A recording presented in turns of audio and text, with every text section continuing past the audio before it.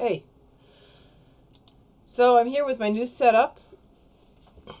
You can see I have a lot of books. So I put this cool rug that I got years ago at an estate sale.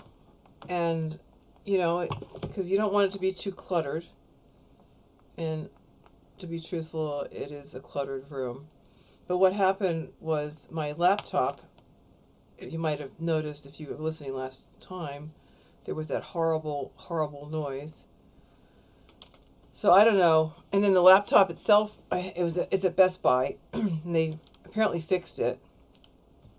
Just so you know, make sure anything new, if it's on Windows, which everything is, does not have a BitLocker key activated.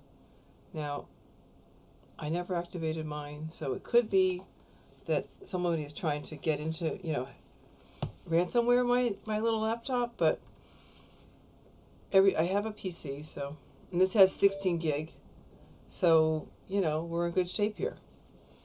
So I'm going to reread chapter 15. I read it last week, and the sound quality should be good, I'm hoping, with all this power. So chapter 15 starts, Helena's with the Huns. Can you imagine? You're there, you had this, well, when she was young, she had a gentle upbringing, and she's been stranded in this really not so great situation in the middle of nowhere in a very backward, village, and her son has been brutally killed, and she's still standing. So where there's will, there's life. Chapter 15. Helena awoke to the cold morning air. Shafts of sun streamed through the opening, which served as a primitive chimney, bathing the tent in pale light. As usual, Valamir was already gone, but had left food by the fire along with a bundle of kindling. She tossed a few sticks on the embers. Watching the blaze reignite, Helena remembered the mosaic phoenix centered in the courtyard floor of her grandfather's house, its wings flaming with gold as it rose from the ashes of its own devastation. The mythical bird had been the family talisman, a symbol of good fortune. As a child, she had loved to watch the sunlight glinting on its outspread wings, and had often wondered, in the stillness of night, when no one was awake to watch, if the phoenix became alive. She shut her eyes against these memories. They hurt, reminded her of her loss, her loneliness, her lack of family to call her own. Pulling her legs to her chest, she rested her chin on her knees and listened, but heard no familiar voice, not even Cratchipan muttering to himself at his chores. The silence worried her. She refused to brood about it. Instead, she stood with a stretch, smoothing her dress, and brushed out her long brown hair.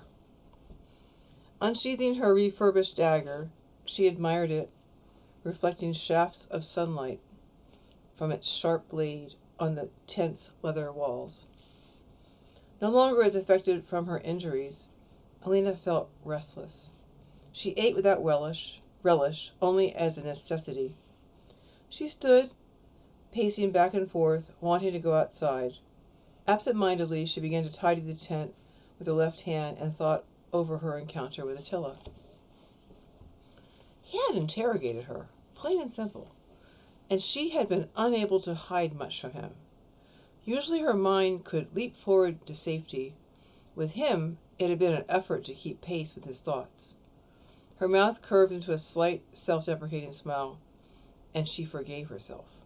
After all, she had kept the important secret safe, the dark, powerful presence that accompanied her inscription of the rune. Finally finished with straightening the tent, she looked outside. The sun was bright and the air was fresh, but the camp was alive with people.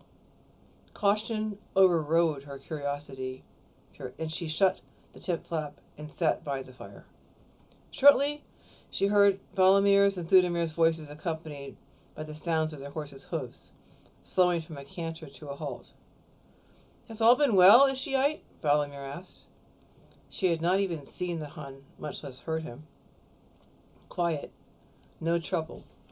I'm in your debt, Valamir replied. No, it is my pleasure to stand between Giulia and what he wants. Watch your back, Ishite, Thudamir warned. You worry too much. Each day Giulia sees my brothers and our cousins. Although we both share kinship with Attila, remember that I am closely related to his mother. She is my aunt. Giulia's father is only a cousin to King Ruglava. Giulia makes much out of his kinship with Attila, but is not so well deserved. Ishite shrugged. He normally said little. Then he smiled. Giulia knows the price of my brothers would extract from his skin, his muscles, and finally his bones for treachery against their kin. At the image, Helena's stomach contracted. Will you share a meal with us? Valamir asked. My servant is ill, but Bevian and I have more than enough. With thanks, Ishite declined. Helena paced the tent, taut with unexpected anxiety for Karatapan. He was old, far too old for long days of travel. He should be home, warming himself by a fire, with a family to attend to his needs. She had not known he was ill. When Valamir came in, she rushed to greet him. How is Karatapan? Should I go to him? He smiled. We'll not be rid of him tonight, if that's what you mean. His joints are stiff, especially his shoulders. That's all. It's not for the first time. I ordered him to rest. Ishite would not have understood my concern, so I stretched the truth just a bit. The constriction in her chest relaxed. Valamir stepped closer. He kissed the top of her head. He bent his neck so that his lips neared her, and he asked, How's your hand today? Better. It doesn't hurt as much. When his mouth touched her, the sensations in her body were unexpected, making her cheeks flush with warmth. Would you hate me if I didn't take you back to Constantinople? No, she replied without hesitation. Are you sure? I gave you my word. I released you from it. I needed to get word to John, our steward, that I'm alive. She hesitated. Without my grandfather, Constantinople is an empty place, full of strangers. He smiled. What of your father? I have no father. Though the reward was offered in your grandfather's name, he was mentioned. She shook her head. It doesn't matter. For me, he's dead and died a stranger. My decision has nothing to do with him. He might have plans for your marriage. Where was he when Kansar raped me night after night? He abandoned me, forfeiting his rights. Her outburst was sudden and poured out of her. You're angry with him, but nothing you say can change that your blood and his are the same. I'll arrange for you to send a message to Constantinople. Perhaps the steward will know where he is. He paused before adding, The thought of you away from me in Constantinople is difficult. Valamir, I could stay with you forever, but I can't live with the Huns. He looked into the fire, frowning, his forehead furrowed. Then his eyes met hers, hard and implacable. I can't change what is. I can make you no promises, only that I love you.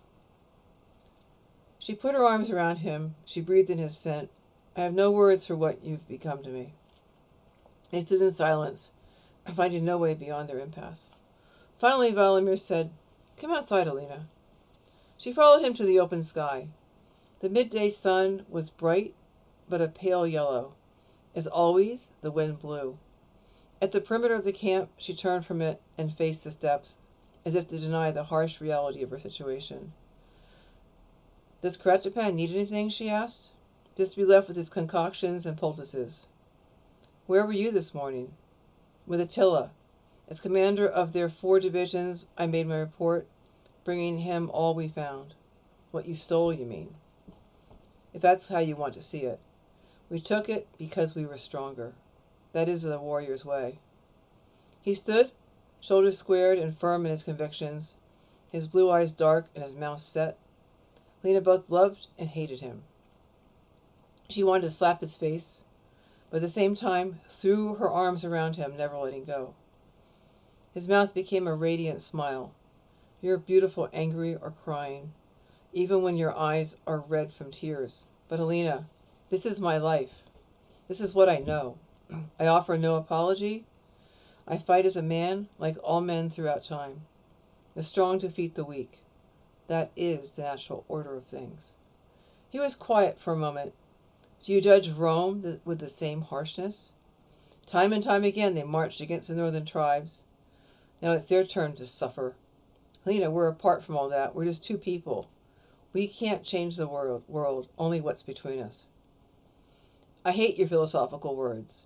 You do well enough in Sparta, if not Athens herself, with your convenient logic, she said. He touched her shoulder lightly, looking down at her. So you hate me? She blinked back, the tears behind her eyes. No, not always.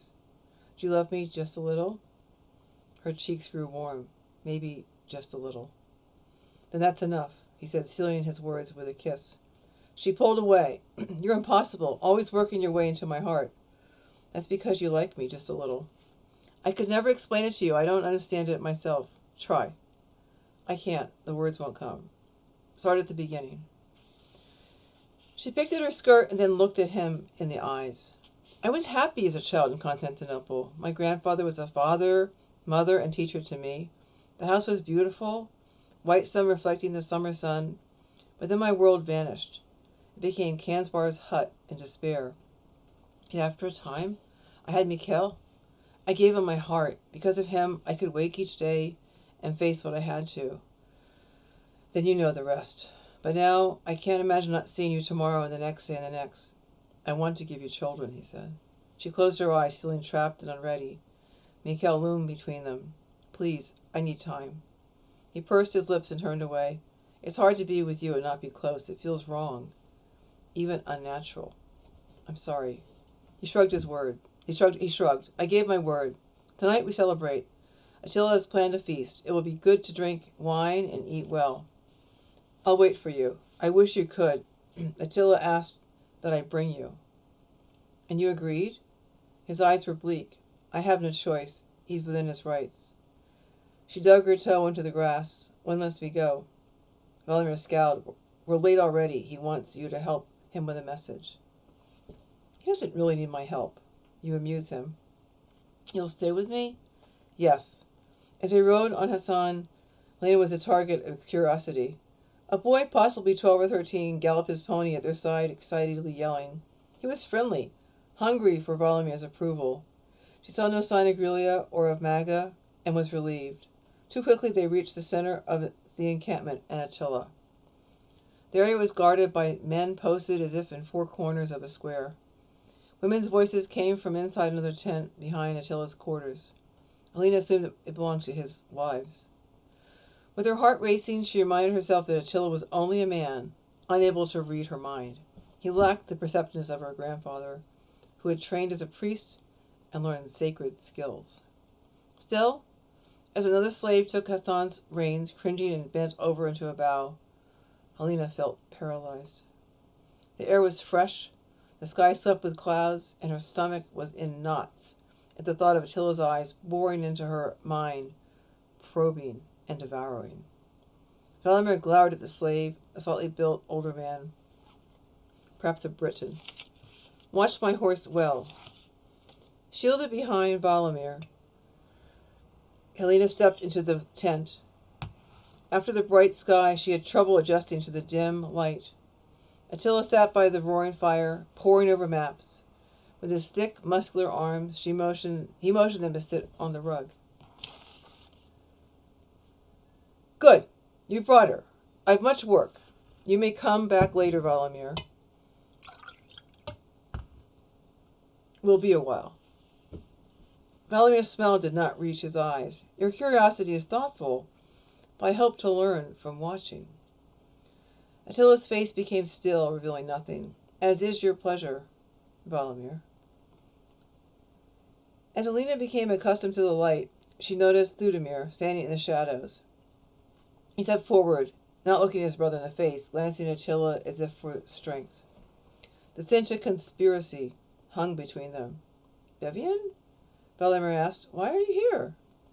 His brother shifted his weight uncomfortably from side to side. Attila watched Helena. She met his stare, her mouth compressed into a frown, and felt obscurely betrayed. A torrent of angry words threatened to erupt from her lips. but she held them back, biting her tongue hard between her molars and tasting blood. From nowhere, a rhyming song the Romans had sung about Attila during his years as a hostage ran through her mind. It had been childish, dwelling on his short stature and bulky torso. His silences twisted to suggest stupidity. As she remembered, her heart opened with sudden pity for him, as the adolescent boy enduring the Roman talent for ridicule. Attila watched her face, his eyes keen. "You lost your fear." "My stomach feels uneasy, but my thoughts are my own," she said. "You speak your mind. You are worthy of my friendship." The compliment annoyed her. It felt patronizing. Attila's eyes continued to bore into her like an assault. To escape, she studied the pattern on the rug. He ignored her withdrawal. "Valamir, you've been useful. Go with my gratitude." Valamir spoke after his brother left. "Why did he come here? Only moments ago he was with me." A smile challenged Attila's dour expression. "We were discussing strategy. New ideas interest me." Helena looked at him sharply, certain in her suspicions, but gave nothing away.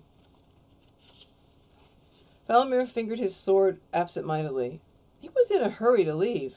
Quiet, too, unlike himself. Attila's mouth turned into a frown. He raised a shoulder in a shrug. Who can understand your brother's moods? Perhaps he was thinking of tonight's celebration. Something clicked in Helena's mind. Attila spoke the truth, but only a part. Whatever they had planned, it would happen this evening. Valamir smiled. "He's my younger brother. It's my responsibility to look after him." Attila's eyes clouded, and for an instant he looked melancholy. "Valamir, may I ask your wife a question?" he asked. His expression was veiled. "If you wish." Attila's voice was quiet. His total attention was focused on her. "You were angry and fearful. Then that faded into pity. Why?" "Do you read minds?" "Just faces." She paused, thinking before speaking. "I remembered a Roman song about you. It wasn't kind. You were a boy coming into manhood. It must have been hard for you." As he considered Helena, Attila's face became more enigmatic than ever. His eyes were contemplative. Finally he spoke. "Valamir, though I accept your claim to Helena..." Her mouth became dry. Blood rushed to her legs. Valamir said nothing, forcing Attila to continue without encouragement. "If I gave you half of what you captured at the village, my entire share after all, and my best stallion, would you be willing to set her free? I'd honor her as my wife." Attila stood, pulling Helena to him, not bothering to conceal his rage. "You, my oldest friend, insult me. What are trinkets and horseflesh to my feelings for my wife? I'll offer you more." "Damn you, Attila! Stop this. We go now." Valamir, stay. I couldn't help asking. Just now she spoke to my heart. My days in Rome were trying. Her sympathy was a gift. Poised to leave, Valamir said, "We had agreed to speak no more of this." Attila grimaced. I know, but you understand me. I usually get what I want. It's become a habit.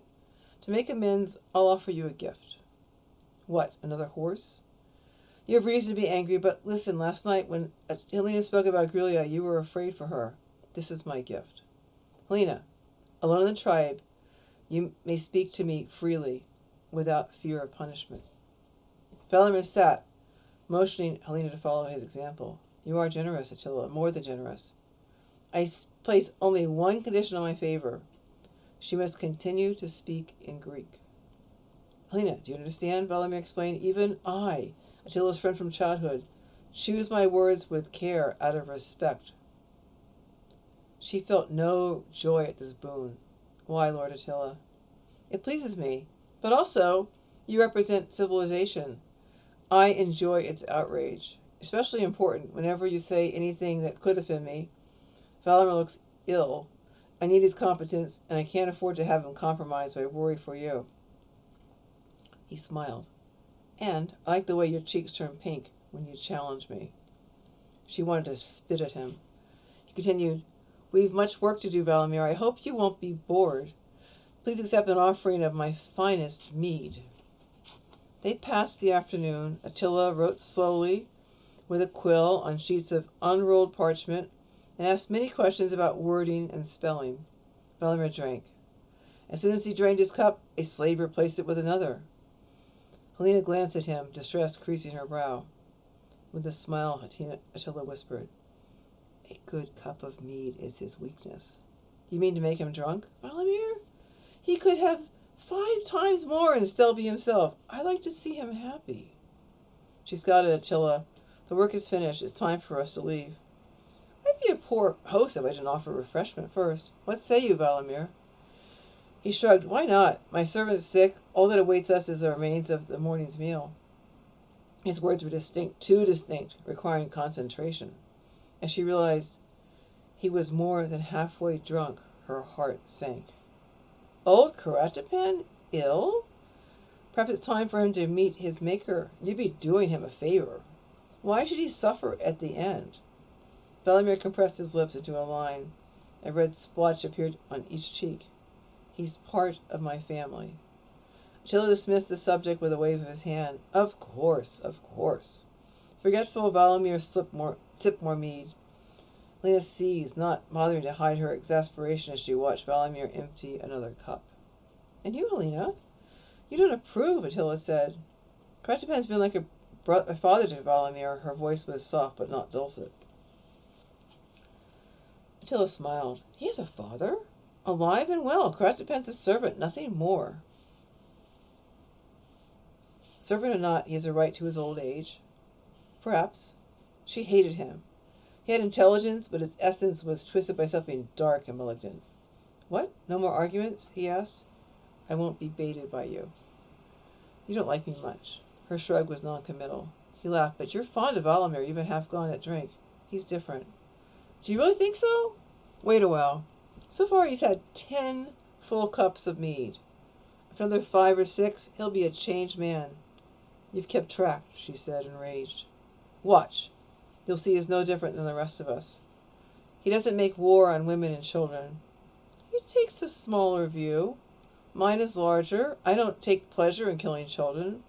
It's an unpleasant necessity. Unlike the Romans, I allow Valamir his fastidiousness. They would have his head, you know, and lose an able commander. I've learned from the strengths and flaws of the Roman beast. In time, when the world hears the name Attila, they'll feel terror. My rules are simple. Complete submission, we take few lives. Resistance, then total annihilation. The tactics are effective and proven over time. If your strategy is so clear, why would you confer with Thudamir?" His eyes twinkled with amusement. "As I said, I'm interested in new ideas." She glanced at Valamir, brooding and looking into the fire. Then she whispered, "I think you're a liar. You used Thudamir to conspire against his own brother." "Why would you say such a thing? Perhaps like you I read faces." "But I'm accurate. You're not." He clapped his hands sharply, taking Helena by surprise, startling her. He watched her with a sardonic smile. In response to the summons, a slave darted inside, groveling, his face to the ground. "Yes, Lord of all creation?" "Food for me and my guest." Nodding, the man backed away on his knees. Helena looked away, hating to be witness to his degradation. Valamir was whistling to himself a sad song of old Thrace. "Again you judge me," Attila said. "My opinion doesn't matter, but it interests me." "You need a gesture to amuse you. It won't be me." "Please tell me." She sighed. "I think you learned much more from the Romans than you'll admit. Even now you want your revenge from them. You'll make countless people pay because some Roman fools made you suffer. What will it serve? Nothing will erase your pain. You understand nothing. I'm just. My people are well fed. In return, I expect obedience. The core of the empire is rotten. To survive, the tree must be pruned, pared down to its stump. Rome, its fruit decaying on the ground, and worms crawling from it, will be first, then Constantinople." At the mention of Constantinople, Lena's eyes glinted, thinking of their greatest defense, the Greek fire, the ultimate weapon of terror. She remained silent, refusing to be provoked for his pleasure. He mocked her. "You agree?" She only shook her head. 2 slaves carried in 2 wooden platters laden with meats and grain. Another followed close behind, bringing flasks and cups. Attila, as they ate their meal, kept his eyes on her as she encouraged Valamir to eat. With food in his stomach, the effects of the meat lessened. He regained his composure. Attila returned to the conversation of the campaign, capturing Valamir's complete attention. Helena took the opportunity to fill his cup with water. "I wonder if we should get back home.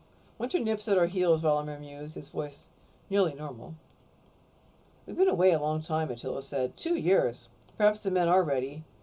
You could see if your father's new bride has provided him another son." At the mention of his stepmother, Valamir frowned. Attila offered him more mead. At first he declined, but when Attila pressed the cup in his hand, he accepted.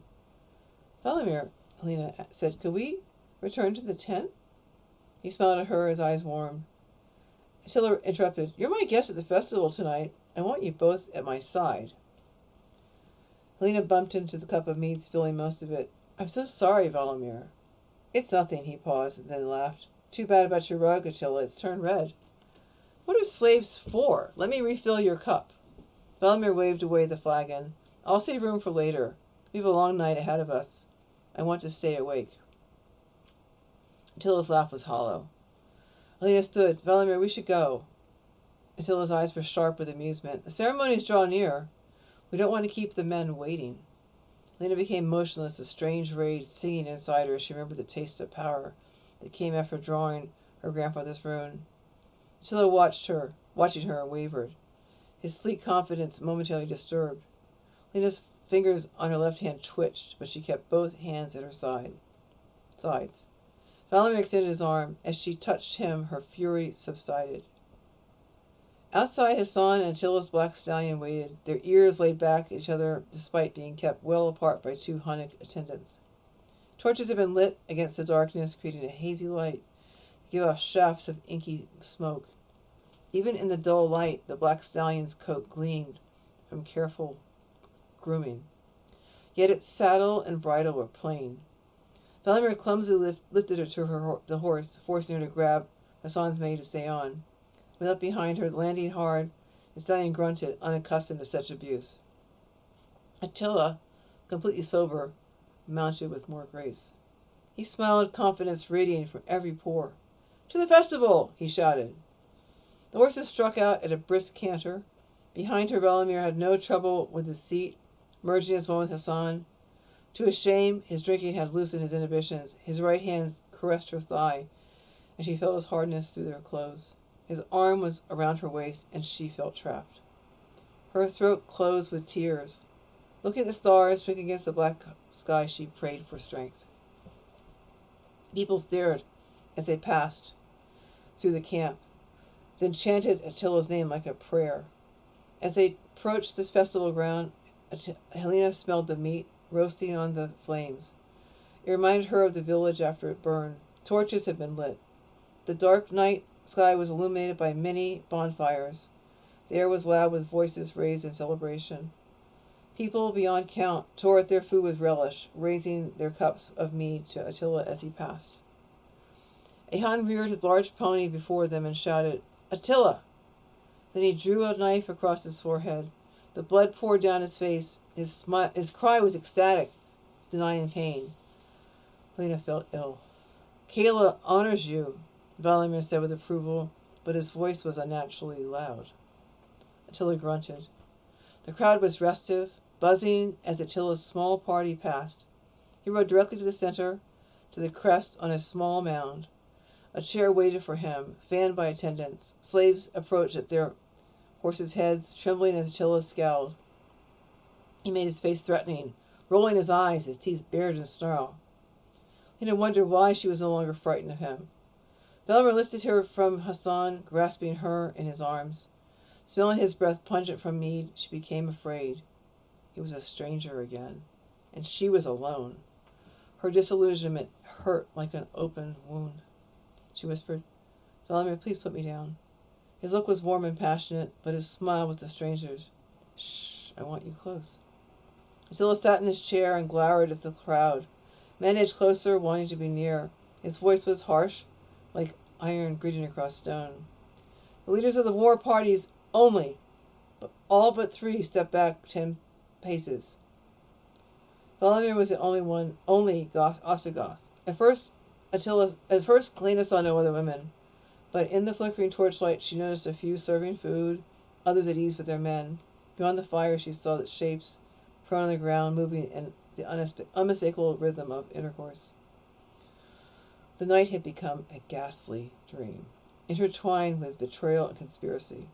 Under the grandeur of the stars, she felt small and devastated. She longed for solitude and for the sanctuary of Valamir's tent. Vladimir hovered a few feet away, close to Attila's party. His long blonde hair shone in the firelight. His smile was forced. Aurelia rode in an unswerving line toward Attila. Vladimir frowned with annoyance. At the sight of the Hun's scarred face, Helena almost retched. Julia jerked his reins, forcing his brown horse to rear, dumping Maga on the ground before Attila. I brought you a woman. She'll please you. Attila grimaced with disgust. I like my women clean. You insult me with this ruin. Maga struggled desperately to sit upright. She used her most sensual voice, the one that she had failed miserably on Valamir. Please, great lord, see past my bruises, she said in slurred Gothic. One of her eyes was swollen into a slit. Her lips were distorted from Grilia's fist, but Maga had not lost hope. Helena found herself speaking to Attila in Greek, her voice earnest. She was the most beautiful woman in the village. For a moment, his eyes consumed her. He looked away. I think not. Grilia dismounted and prodded Attila with his foot. I've trained her well, cousin. She'll do anything you ask. Attila's face was impassive. What do I need of another whore? This one's special. You should have her at least once. Attila shrugged. Bathe her and stop beating her so much, and then I'll look at her again. Grilia nodded, his look exultant. He pointed the butt of his whip at Helena. When are you going to give me that one? I'm the blood of your blood. She belongs to me. The fire burned within Helena's chest, filling her heart with hate. She pictured him burning alive in one of the bonfires and screaming in endless agony. Valamir thrust Helena from his lap and stood. His legs were wide, and his hand was on his sword. I demand revenge for this outrage. Attila's voice was clear, hard, and absolute. Not tonight. We have gathered in celebration. But Grilia, insult Valamir's wife again, and you are no longer under my protection. It will be between you and Valamir. Grilia's lip curled, showing one side of his teeth. You've always liked him better than your own kin. Attila stepped closer, drawing his sword slowly, and tapped the flat of it with his open palm. You are disrespectful. Next time I'll take your tongue. Grilia gritted his teeth, and after a moment bowed his head. Forgive me. I forgot myself. I'm yours to command. Your obedience pleases me, cousin. All is well with the tribe. Darting one last venomous look at Valamir, Grilia prodded Maga with the stub of his whip. Get up, bitch. We're finished here. He threw her on his horse, her stomach folded over the animal's back like a rolled rug. Mounted, he stared directly at Helena. His hand reached under Maga's skirt. He followed her. Moan with pleasure, I'll teach you more pain, he said to Maga, his gaze locked on Attila's face. When he wheeled his horse, Helena shuddered, deeply shaken. Valamir sat beside her, his eyes bright and focused. He'll never touch you. She looked at him and felt comforted. Yet, as he drank again from the large cup, Helena glimpsed a stranger lurking behind his eyes. So that's chapter 15. It's not so easy being with Huns, that's for sure. So we'll see what happens with chapter 16. Hopefully it all worked out. I checked it, I did a test run. So we'll see. Have a good night. Take care.